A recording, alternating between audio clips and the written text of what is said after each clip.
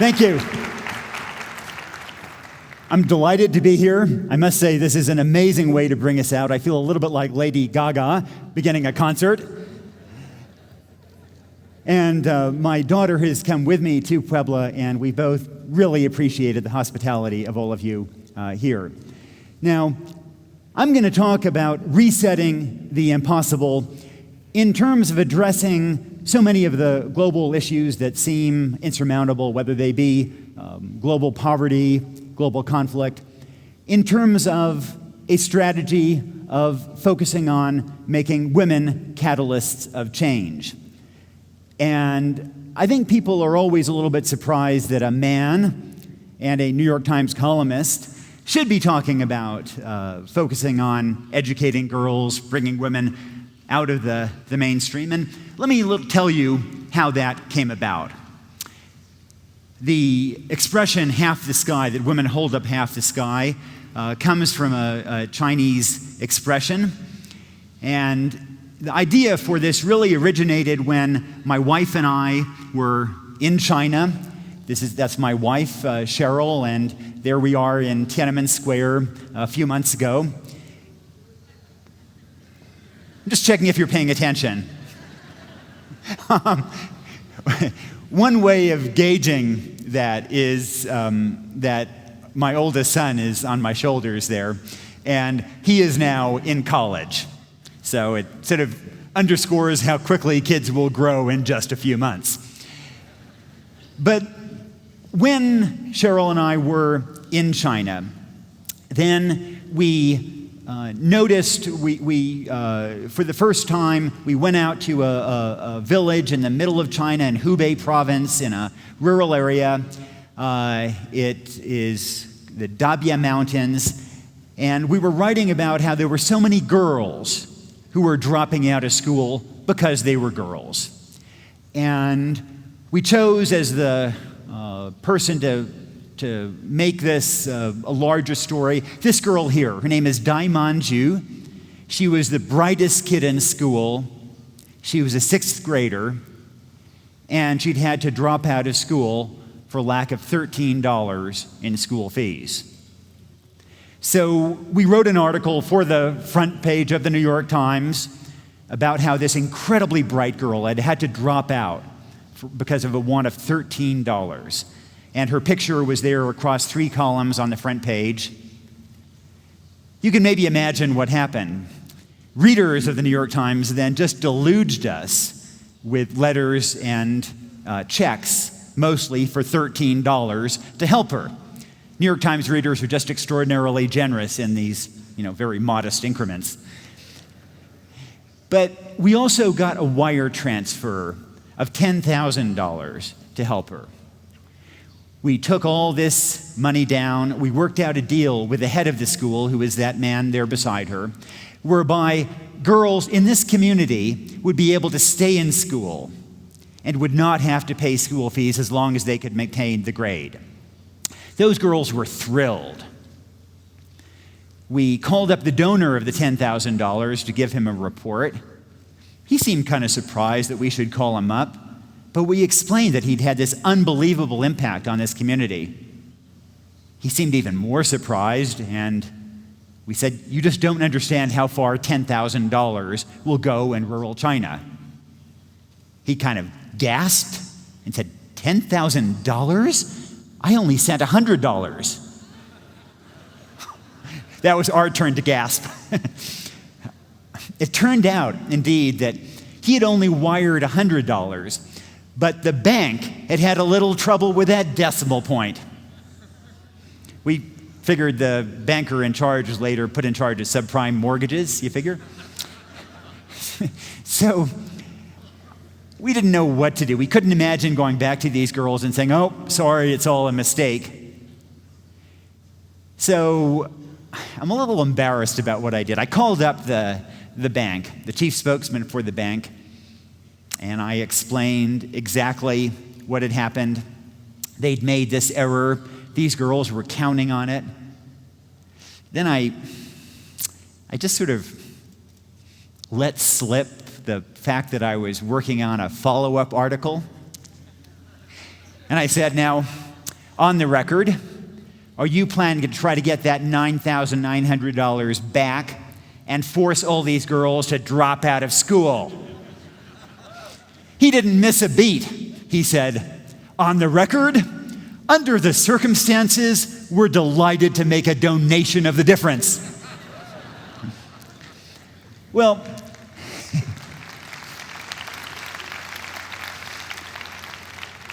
it was fascinating to watch what happened as a result. That was back in 1990. It's been 21 years. We've gone back to this village regularly. And now, make no mistake, all of China has gotten richer and better educated since then. But this village has truly been transformed. Dai Manju herself became the first person in her family to graduate from elementary school, from high school, then went on and earned an accounting degree, became an accountant, sent money back to her community that was used to start businesses. And so many other girls who otherwise would have been working in the rice paddies or herding goats ended up getting a great job in ways that supported the entire community. And so now when you go back, you look at this village compared to those around it, and this one is far, way ahead economically and educationally of all those around it, all because of a one-time bank error 21 years ago. And it was because of episodes like that that led Cheryl and me increasingly to focus on using girls' education and then those educated women as a lever for change in societies. Part of it was that when we looked to try to explain the dynamism, the economic dynamism of China, one major aspect of that seemed to be that they took these rural girls who were traditionally uneducated and had very low productivity, and through education, bringing them into good jobs in the labor force hugely expanded the output of the economy. It was this that ultimately led us to some of the themes that we pursued. The first is maybe the grimmer theme. And this has to do with many of the impossible challenges that we're trying to reset. We argue that just as in the 19th century, the central moral challenge for the world was slavery. In the 20th century, the central moral challenge for the world was totalitarianism. In this century, we argue, the paramount moral challenge is going to be the gender inequity that is the lot of so many women and girls around the world. Now, when we say that, I think people tend to think that that's meant as hyperbole. And to explain why it isn't hyperbole, let me turn the tables and ask you a question. Are there more males or females in the world today?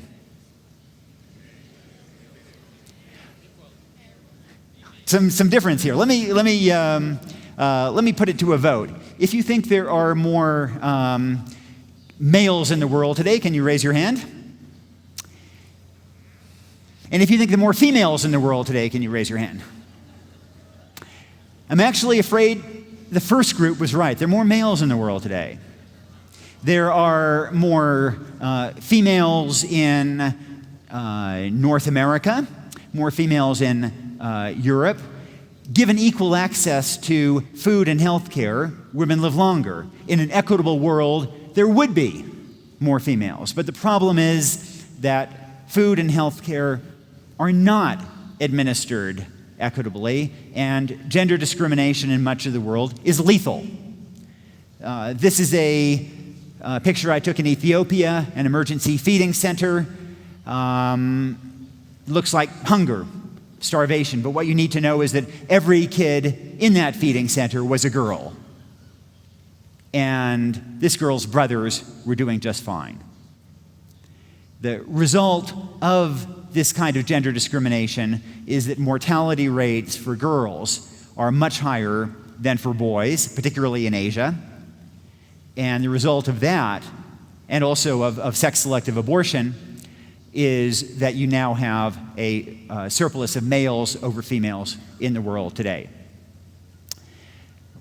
But there's another theme, that putting aside the injustices, just looking at how we can go about bringing change in the world today, then there is now abundant evidence, growing evidence, that the best strategy is precisely to do what we saw in Hubei province in China, to educate girls, to bring those educated women into the labor force, into the same kind of a virtuous spiral of development as happened in that village. To put it another way, women and girls aren't the problem, they're the solution. There are a few reasons for that. If you educate a boy, then he will, on balance, have fewer children, but it's a marginal impact. You educate a girl, and she will have dramatically fewer children. And that addresses population issues that are so crucial to so many aspects of development. Another has to do with an area of research that, if you're a man, is frankly utterly embarrassing to go through. It is that when you look at spending patterns, that when women get control of the purse strings and earn money and spend it, then the money is much more likely to go to generate, to support children, to support children's education, to start small businesses. Well, we men are pretty good at getting income and spending it on beer. And if you look worldwide at how money is spent for people earning less than $1 per day, then the numbers are fuzzy, but as an order of magnitude, it looks as if about 2% of incomes go toward education, which is a great investment, and 20%, 10 times as much, goes toward a combination of alcohol, tobacco, prostitution, sugary drinks, and very extravagant festivals. And that is because men are controlling the purse strings. We see growing evidence that when women control that income, you see much more money going toward education. And finally, there is some evidence that when you bring women into the mainstream of societies, that you have somewhat less civil conflict, although that research is still ongoing. Now, if this is the case, then what might an agenda look like? I'm just back from Cambodia.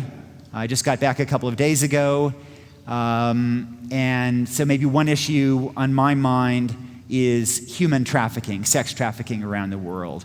Cambodia is one of the worst places for this. This is a brothel in Cambodia.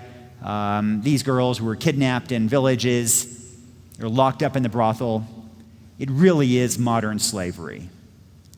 And one difference from traditional slavery is the scale. The peak of transatlantic slavery was the 1780s, when just under 80,000 Africans were transported a year to the New World, just under 80,000. These days, the best estimate seems to be that about 800,000 people are trafficked across international borders each year. In Cambodia a few days ago, I participated in a raid on a brothel run by the military, the Cambodian military. There was a 12-year-old Vietnamese girl who'd been trafficked into that brothel. She had 20 customers a night. She was locked up there. She was, in every sense, a slave.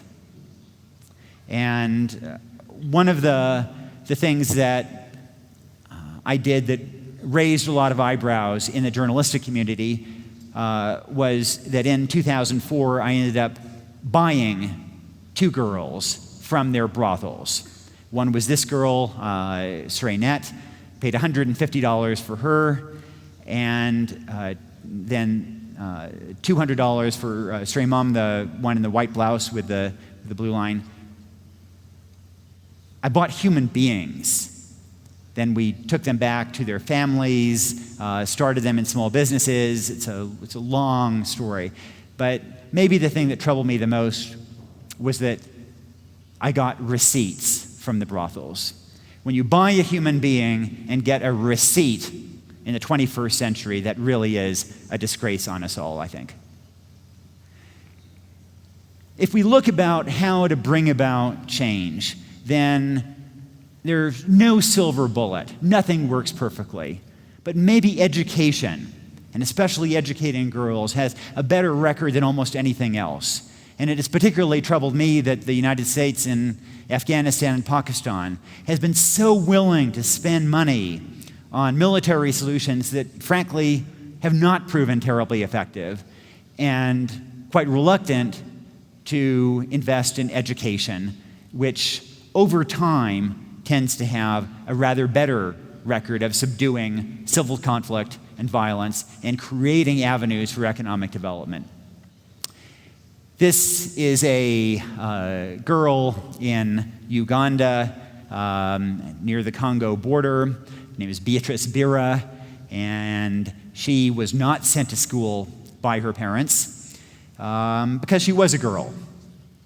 Her parents thought, well, she can look after her younger siblings, she can fetch water, fetch firewood. And then there's a group that I bet a lot of you know called Heifer International.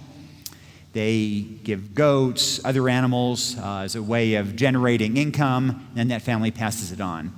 So a church in the U.S. in Connecticut bought 6 goats.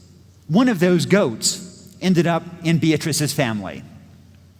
They sold the milk from that goat, and they had a little more income, and they used that income to send Beatrice to school. She turned out to be just a brilliant student.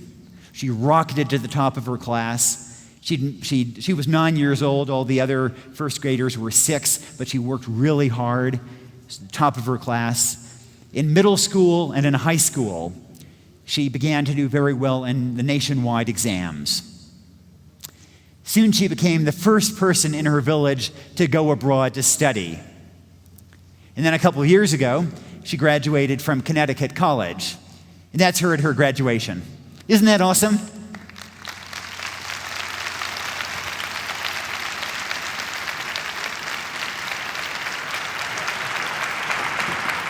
That truly is, resetting the impossible through education. And Beatrice, at that graduation party, she pronounced herself the luckiest girl in the world and said, "It's all because of a goat." Now, I think there are some skeptical questions that people often have. And one is the question of whether these kinds of interventions really make a difference.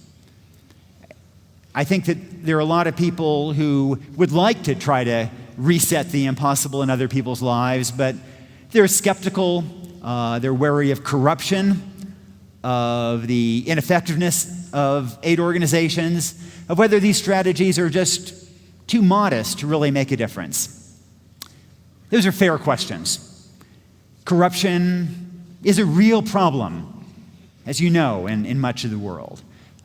In Chad, in northern Africa, there was one study that found that for every $1 that was intended for rural health clinics, only 3 cents actually reached those clinics.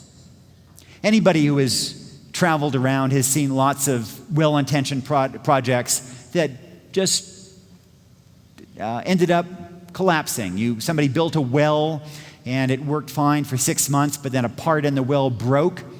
There was no way of providing a replacement part, and all the investment was lost. But anybody who has traveled has also seen these projects and interventions that have made a tremendous difference, like educating Beatrice.